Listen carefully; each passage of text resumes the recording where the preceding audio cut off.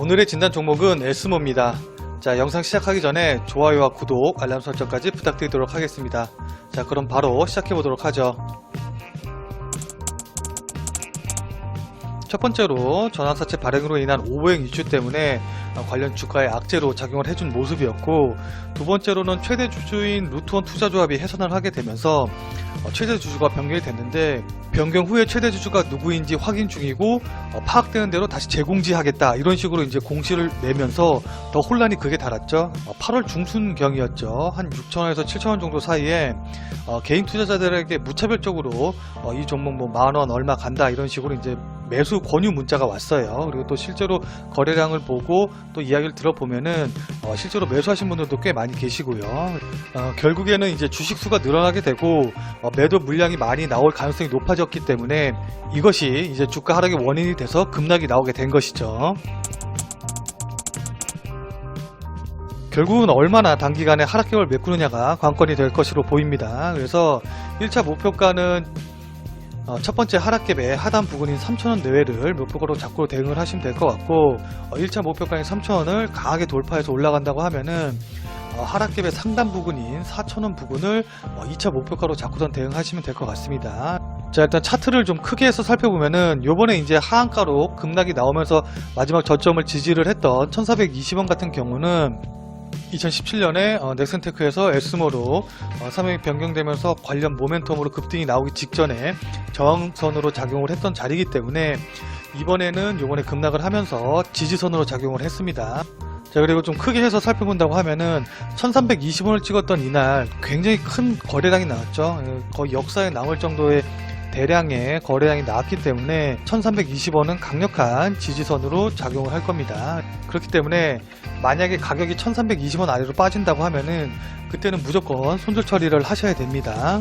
근데 이제 지금 이 종목이 2,300원 정도 부근에서 움직이고 있기 때문에 2,300원에서 1,320원까지 만약에 빠지는 걸 기다린다고 하면 손절 라인이 굉장히 길게 되는 거겠죠.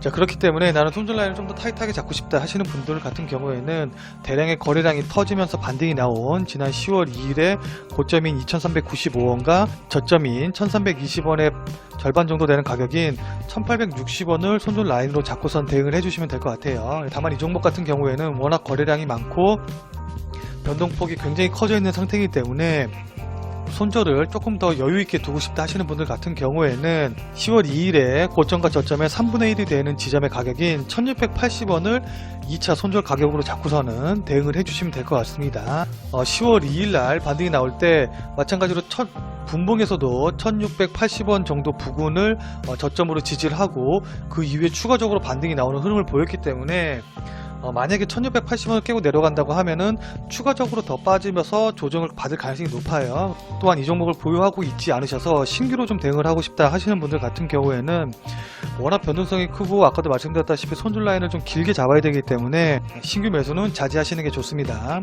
근데 그래도 이 종목을 한번 좀 매수하고 싶고 나는 좀 단기적으로라도 대응을 좀 해보고 싶다 하시는 분들 같은 경우에는 2300원 가격대에서 추격 매수하지 마시고 고점과 저점의 중간 부분인 1860원과 3분의 1 정도 되는 지점인 1680원 정도 사이에서 신규 매수하실 분들은 매수를 하시고 1680원을 깨고 내려간다고 하면은 그때는 손절 라인으로 잡고 빠르게 손절하는 방향으로 대응을 하신다고 하면은 신규 매수도 무리는 없을 것 같습니다. 만약에 여기까지 떨어지지 않고 바로 그냥 반등이 나온다고 하면은 그때는 신규 매수의 기회는 없는 거라고 생각하시고 매수하지 마세요.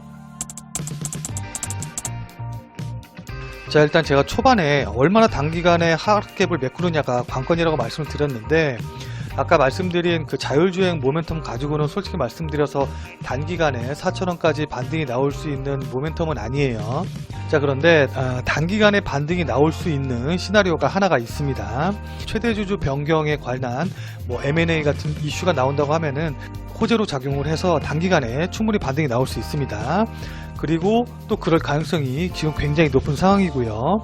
현재 최대주주는 에스모홀딩스로 지분이 현재 1.75% 밖에 갖고 있지 않습니다.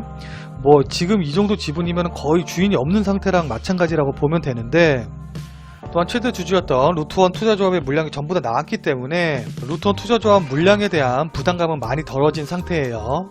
다만 M&A 이슈로 인해서 급등이 나온다고 하더라도 박스권 부분에서 쌓여있던 물량들과 8월 중순에 문자를 받고 매수한 개인 물량들 같은 경우에는 악성 매물로 남아있는 상황이기 때문에 만약에 M&A 관련 이슈가 나와서 반등이 나온다고 하더라도 5,000원, 6,000원짜리 부근에서는 저항을 받을 가능성이 굉장히 높아요. 그렇기 때문에 무조건적으로 내가 이 종목에서 수익을 내고 나와야겠다라고 생각하기보다는 손실을 최대한 줄여서 빠져나온 다음에 다른 종목으로 손실을 만회해야겠다라는 생각을 가지고 대응을 하시는 게 좋아 보입니다. 자, 이것으로 에스모에 관련된 영상을 마무리 짓도록 하겠습니다.